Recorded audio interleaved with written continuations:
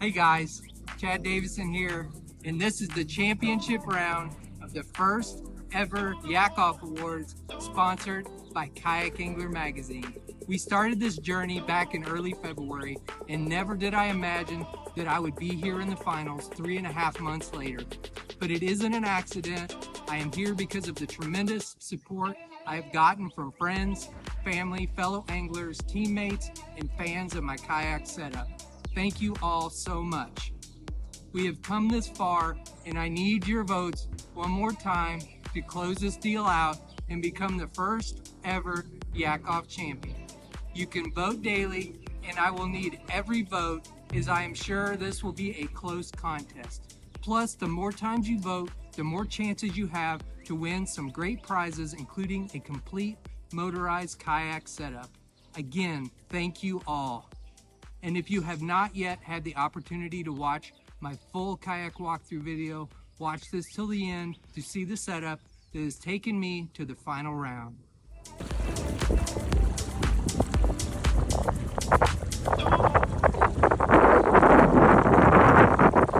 Like maybe one or two at the most an hour that were over 24, and then all the other money places were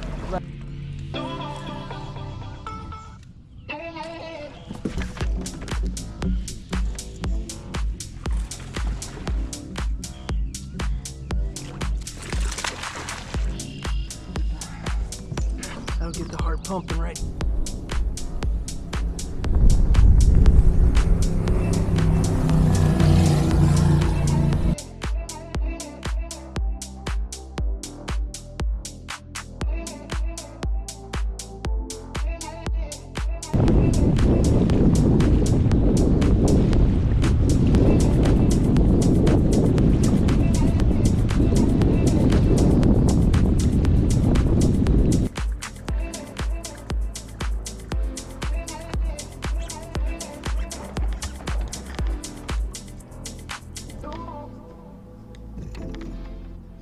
that is why you throw the head knocker buzzbait.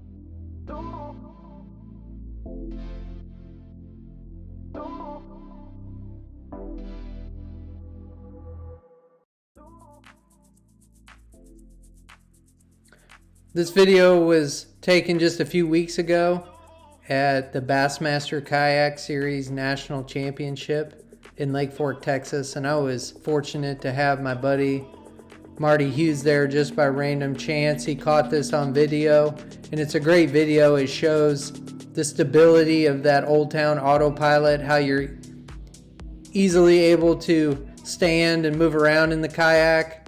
This was a new personal best for me, an 8.04 pound largemouth, and it was just an awesome experience, and I'm glad I was able to catch it on video. Something else that's pretty cool about my kayak and trailer setup is I have it set up to pull behind my camper, and it's largely in part due to the fact that I have that super lightweight Malone Ecolite trailer, and I have my camper set up to pull behind. This is legal in Missouri. It's not legal in all states, and I use this mainly for local and regional events that aren't too far from home. Here I'm going to show how I launched the kayak. The Old Town AutoPilot has a lot of great benefits, including a ton of room and stability, but it is a big, heavy kayak, so being able to have it on a trailer and launch it at a boat ramp is a big benefit. And it really launches super easy with those 3-inch electrical conduits.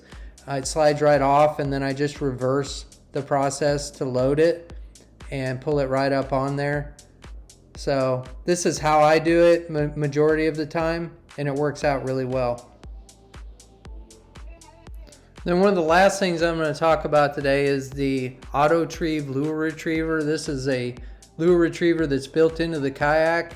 It spools out, and basically you just use this by clipping it on your line and sliding it down to the bait that's hung up, and this thing works great.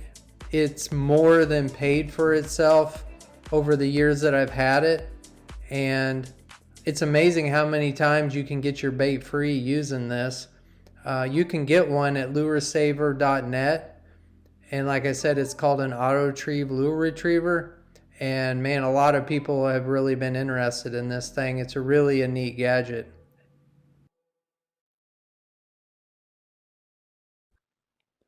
Okay, so obviously the Minn Kota AutoPilot trolling motor is the heart of this kayak. It was designed around it. It fits perfectly in that bracket, locks it in place. Use the pull rope to pull it down to deploy it. And I've got the Navarre kayak fishing floating prop nut on there for the prop. You use your iPilot remote to control the motor, and I just hang it around my neck. And then in the back, I have the Minn Kota heading sensor. This unlocks the advanced features of the AutoPilot motor, such as the spot lock jog function. For my electronics, I'm running a Humminbird Helix 10. This has side scan, down scan, 2D sonar, and Lake Master mapping. I also have it connected to a Mega Live transducer for forward-facing sonar. I have this unit mounted on a ram ball mount with an upgraded YakAttack gear track. This is a really solid mount. And then I have the Mega Live forward-facing sonar transducer mounted on a Railblaza Hex 30 live pole. This pole will flip up out of the way, and it's a really solid pole for the money. And then in behind the graph, I just mounted a YakAttack cup holder on the gear track. This just gives me a spot to throw loose items during the day, like weights or super glue, just anything I want to get them out of the way. Moving to the other side of the kayak, I have my phone holder on a YakAttack mount mounted to an upgraded YakAttack gear track. And then below that is my catch board. I like to measure my fish on the floor of the kayak sideways. I find I don't lose any fish this way, and it's easy to keep them in the boat. And then after I'm done, it just slides right back up underneath the track for the steering control pedal for the rudder. And it's just out of the way, and it's a really great spot for it. And then right behind the catch board, there's a nice little cubby where I keep my fish grip on a lanyard in case I want to put a fish on the grips and put it in the water to hold it while I'm checking my pictures. Just makes for a nice spot to keep it. Here I have a spot for my Yeti cooler. I just use that to keep food and drinks during the day. And then here's a couple more cubbies. I made some plastic covers for the bottom of these so that I can keep items in there. I have some spike it die in the front, and then pliers, scissors, all those type of things fit in the other cubby. Then next to that, I have a Yak Power light. There's actually one on both sides of the kayak. And I also have a pair of bubble clippers there hanging from the cable for the foot steering. And next to that, this is one of my favorite items. This is called an AutoTrieve lure retriever. I have it mounted inside the kayak. Has plenty of line on it to get those hung up lures that are down deep. And this is just a really great spot for it. So that's pretty cool. Then on each side of the kayak, you have a front forward-facing rod holder. These are really nice after you catch a fish to put your rod in. And then also in the back, there's a pair of rear-facing rod holders from the factory as well. Then moving back to the front of the kayak, my net holder. This is a YakAttack Roto Grip that has the rollers removed, and the net just sits in there. This is a Ego S2 slider net and just sits there on the front of the kayak. This is a great net setup for me. And then right at the nose of the keel, I have a Burley Pro bumper bro. Just protects the front of the kayak. And then of course I have my YakAttack lights that are required by law, red and green, port and starboard. And those are wired into my Yak Power system. While we're on the subject of lighting, this is my Max It Out LEDs light pole and flag combo. This is a great light. It's mounted with a ram ball on a YakAttack gear track, and it's hardwired into the Yak Power system. And the cool thing about the ram ball mount is it allows this to fold down so you can maneuver it whichever direction you want. And if you hit something like a limb or a dock, it's not going to break. It just bends out of the way. This is a super bright light. It's completely waterproof. And then there's this handy little clip that allows you to fold the pole down and roll up the flag and secures it for travel. Also on the back of the kayak is the power pole micro anchor. This has an 8-foot pole and it's hardwired into my electronics battery. This is a nice complement to the spot lock on the AutoPilot motor. It's just nice to use in shallow water. And then I have an offset mount from Navarre Kayak Fishing that allows you to offset the power pole so that it stays out of the way of your rudder.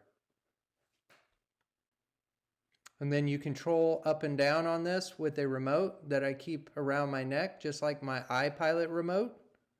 And there's also a remote on the side of the seat for another option. Here in the rear cargo hold area, I have a Flambeau dry box. I use this to keep tools, spare parts, any miscellaneous supplies that I might need. Okay, for tackle storage and rod holders, I use 2 6-gallon milk crates that I ordered online. These are super cheap, and I attached some rod holders to the side for a total of 8 rod holders, plus the 2 factory rod holders gives me a total of 10 rods I can take. And then in these crates, I like to use Plano edge boxes to store most of my lures. They're waterproof and very durable, so I don't have to worry about my baits getting wet. And then I use some of these 3700 Plano deep boxes. They're open compartment, so they don't have any dividers, and they work pretty well for storing soft plastics. Attached to my seat back, I have this cooler bag that I bought online.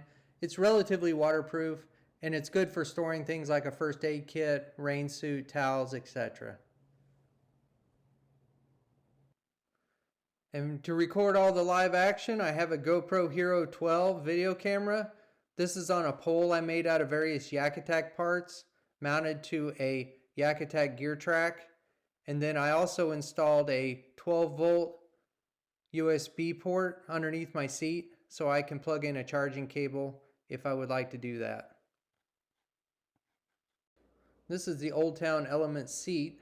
I have a cheap seat cushion I bought on Amazon and a Yak Gear pouch that I mounted to the front of the seat. It's great for storing miscellaneous items, markers, sunscreen, all that kind of stuff. And to raise the seat up, I added some spacers. That's a 1-inch spacer in the front and a 2-inch spacer on the back. Those come from Navarre Kayak Fishing as an aftermarket accessory.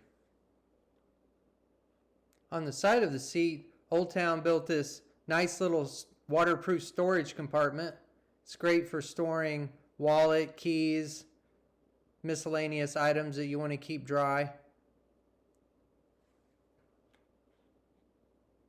So underneath my seats where I keep my batteries, I run a 100 amp Amped Outdoors lithium battery for my trolling motor, and I have this battery meter mounted on the battery box so I can keep track of the charge of my trolling battery. And then I have this 60 amp hour Amped Outdoors lithium that I have connected for my electronics that goes to my Yak Power system, which is mounted inside the hull.